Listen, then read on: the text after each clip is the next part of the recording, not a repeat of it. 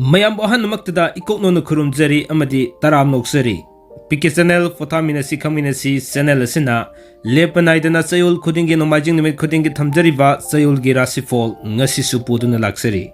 ngasi December gi tang 19 dagina lakadoriba December gi tang 12 fawbagi oiba Chayol asigi Rashifal ngasi supuduna laksari miyeng taminasi amadi taminasi mahusagum ngasi gi Chayolgi Rashifal asisu tangkak ani thokna thamjage ngasi gi tangkak tana tang 19 dagina kun fawbagi amma loina na lemoriba tang kun ma thoidagina tang kun mari fawbagi Chayolgi Rashifal ni puduna laksari basi hariba Rashifal khudimakta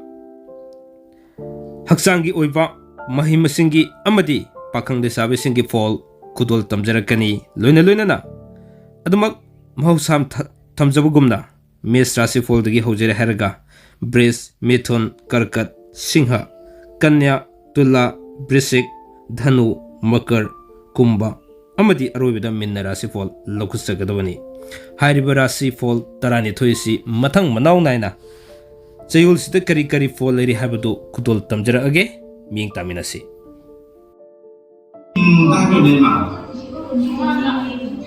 Tinghala aduga lefam mahamse waitho chiru mata jile dise diabetes malere ko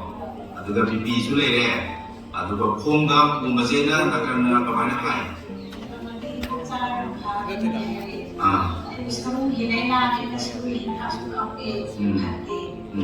juga sendiri lagi nak ada kasus sare,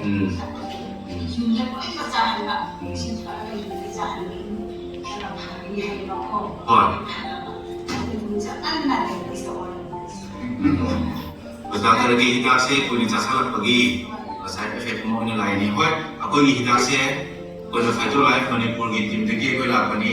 Aji mana aji cakap je kasi makhluk kohumpo, aku gini natural stem cell ka nombaga, atau kasi faktor lain nama lagi ko. Aji mana je aji hakut ko bangun peti kamai tu lima, mana kami je lekat pasal.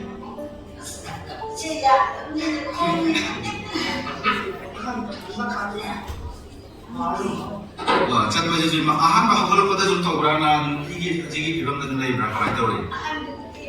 Larang sih, tapi pakai itu yang baik. Nah, si kumda mesti kamai tu lagi mana? Mana ini? Asal kami kan sah, mari ni si kau. Macam wana masih kumda reko,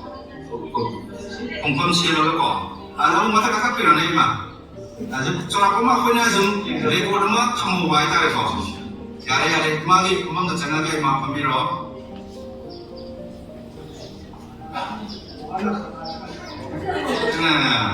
Yang pertama kamu berapa?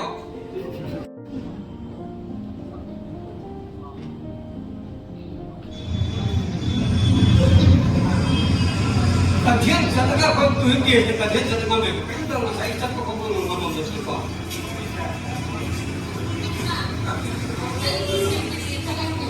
Maka kau baca satu kali, kau sendiri kau tidak mampu kau mampu. Aja satu kali berapa? Kau berapa?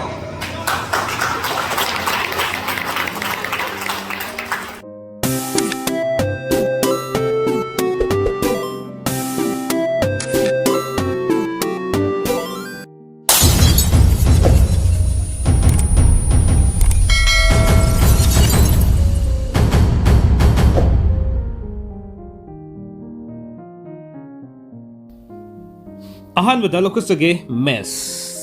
Rashifal gi oina tang 19 dagina tang 10 fawbagi manungda lamda chatkani panduna leiba sel fangani anoba marup fangani subu nomba karbar toba kanagani harau kumai yengba pamgani loina na tang 12 dagina tang 13 fawbagi manungdana wanoma mai pakani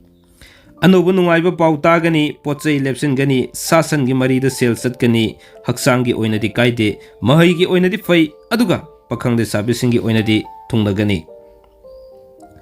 ani subada lokusage Bris Rashifal gi oina tang 19 dagina tang 10 fawbagi manungda tabak thoromda sarak sahing togani wakhal yamgani mathau chingani kanaba watkani afaba marup khara tangani aduga tang kun mathoidagina tang kun mari fawbagi manungdana imung manung semjin sajingani pung isai tawba kanagani lila drama yawba mingchat fangani haksangi di kaide mahigi oinadi talli pakang le sabisingi oinadi muknagani mathang lokusage mithun rashifal gi oina tang tarani pandagina tang kun fawbagi manungda imung manung semjin sajin bangam lagani laikai gi thabak thoromda matam di khara mangani suba nomba karbar toba kanagani sasan gi mari da sel satkani aduga tang kun mathoidagina tang kun mari fawbagi manungda wanomba sakri thangani marupna yeknaba oigani imung manung wakhal tinaroi haksangi oinadi kaide mahigi oinadi fai aduga pakhang le sabisingi oinadi muknagani karkat rashifal gi oina tang tarani pandagina tang kun fawbagi manungda laikai gi thabak thorom da thawai yawgani iswar gi thabak thorom da pukning sangani pung isai toba kanagani aduga tang kun mathoidagina tang kun mari fawbagi manungda lamda satpa kaide sasan gi mari da phaba wali aduga sel di makhong khara fangani wanom sakri khara thangani haksangi oinadi kaide mahigi oinadi fai aduga pakhang le sabisingi oinadi haina singnagani Singha rashifal gi oina tang tarani pandagina tang kun fawbagi manungda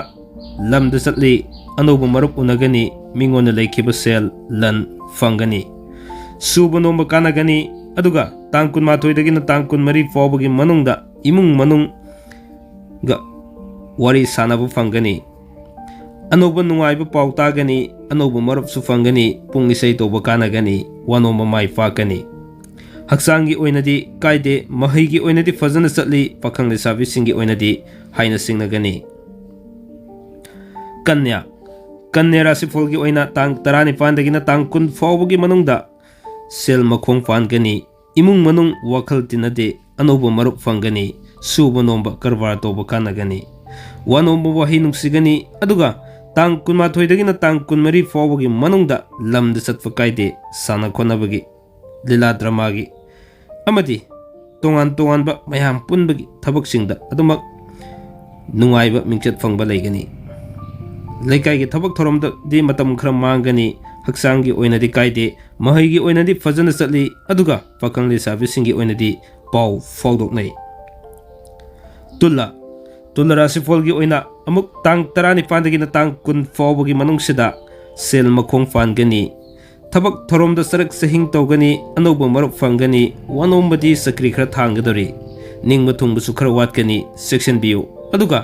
tang kun mathoidagina tang kun mari fawbagi manungdana lamda satpa thoina kaide sasan gi karwardadi sel mangani mina sel thoragani haksangi oinadi khwang nungairoi mahigi oinadi mayai oi pakhang le sabisingi oinadi muknagani mathangda mulokusage bresek rashifal gi oina tang tarani pandagina tang kun fawbagi manungsida sel mafam kanadabada chatkani pochei lepsingani marupna yeknaba oigani mina sel thoragani ningba thungba watkani aduga tang kun mathoidagina tang kun mari fawbagi manungda sasan gi karwarda sel mangi mathau chilli thogdok yami wakhal sarangnai lamda chatpa kaide haksangi oinadi mit nungairoi mahigi oinadi ningba thungde aduga pakhang le sabisingi oinadi muknagani dhanu rashifal gi oina tang tarani pandagina tang kun fawbagi manungda suba nomba sel machit fangani wakhal nungaigani mingona laikhiba sel fangani imung manung semjin sajali aduga tang kun mathoidagina tang kun mari fawbagi manungda lila drama yawba sana khonabagi thabakta mingchat fangani anobu pochei lepsingani mari mata lakani haksang nungaigani mahai fajana tawgani pakhang le sabisingi oinadi thungnagani makar rashifal gi oina tang tarani pandagina tang kun fawbagi manungda suba nomba karbar tawba yamna kanagani mingona laikhiba sel lan fangani anobu pochei lepsingani mari mata tunglagani aduga tang kun mathoidagina tang kun mari fawbagi manungda pung isai tawba lila drama sanaba amadi sana khonabagi thabakta mingchat fangadori haksangi oinadi kaide mahigi oinadi fajana satli aduga pakhang le sabisingi oinadi ꯊꯨꯡꯅꯒꯅꯤ ꯀꯨꯝꯕ ꯔꯥꯁꯤꯐꯣꯜꯒꯤ ꯑꯣꯏꯅ ꯇꯥꯡ 19ꯗꯒꯤꯅ ꯇꯥꯡ 20 ꯐꯥꯎꯕꯒꯤ ꯃꯅꯨꯡꯗ ꯂꯝꯗ ꯆꯠꯂꯤ ꯁꯦꯜ ꯃꯈꯣꯡ ꯄꯥꯜꯂꯤ ꯑꯐꯕ ꯃꯔꯨꯞ ꯈꯔ ꯇꯥꯡꯒꯅꯤ ꯀꯥꯟꯅꯗꯕ ꯄꯣꯠꯆꯩ ꯂꯩꯁꯤꯟꯒꯅꯤ ꯃꯤꯅ ꯁꯦꯜ ꯊꯧꯔꯒꯅꯤ ꯑꯗꯨꯒ ꯂꯦꯝꯍꯧꯔꯤꯕ ꯇꯥꯡ 12ꯗꯒꯤꯅ ꯇꯥꯡ 24 ꯐꯥꯎꯕꯒꯤ ꯃꯅꯨꯡꯗ ꯂꯩꯀꯥꯏꯒꯤ ꯃꯤꯌꯥꯝꯒꯤ ꯊꯕꯛ ꯊꯧꯔꯝꯗ ꯃꯇꯝ ꯃꯥꯡꯒꯅꯤ ꯃꯔꯤ ꯃꯇꯥ ꯌꯨꯝꯗ ꯊꯨꯡꯂꯒꯅꯤ ꯁꯥꯁꯟꯒꯤ ꯀꯔꯕꯥꯔꯗ ꯁꯦꯜ ꯃꯥꯡꯒꯅꯤ ꯂꯣꯇꯔꯤ ꯌꯥꯎꯕ ꯁꯦल ꯃꯥꯡꯒꯅꯤ ꯍꯛꯆꯥꯡꯒꯤ ꯑꯣꯏꯅꯗꯤ ꯀꯥꯏꯗꯦ ꯃꯍꯩꯒꯤ ꯑꯣꯏꯅꯗꯤ ꯇꯜꯂꯤ ꯑꯗꯨꯒ ꯄꯥꯈꯪ ꯂꯩꯁꯥꯕꯤꯁꯤꯡꯒꯤ ꯑꯣꯏꯅꯗꯤ ꯃꯨꯛꯅꯒꯅꯤ ꯑꯁꯨꯝꯅ ngasi thamjariba chayolgi rashifol asigi iroi hek loibada laukhusage min rashifol gi oina tang 19 dagina tang 10 fawbugi manungda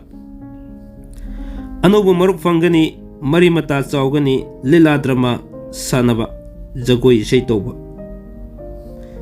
sana khonaba gi thabakta mingchat fangani tang 12 dagin tang 13 fawbugi manungda wano mamai fakani mean साली करवार तोबु सौखली सासनगी मरीदा फबु वाली हक्सांगी ओइनदी कायदे महैगी ओइनदी फजन सथै अदुगा पखंग लेसाबिसिंगी ओइनदी हाइना सिंगनगनी assume ngasi थमजरी चयोलगी राशिफल से मतंग सोदे tension जगे लोइब फाव ताबी बमनि मियंग ताबी बगी दम ngमखलेदन थगसब फंगोक्सरी अथुब मतमदा लाकदरिबा सही इंग सिंगनी ग कोलुमदोइगी ओइबा सहीगी राशिफल सु मियामदा अथुबद खुतोल तमजरलगे मतम मद फावबगी ओइनदी मथंगी video ngai minabo oina kaina naba yathang nijage pinavirasi kangai pakna yai fare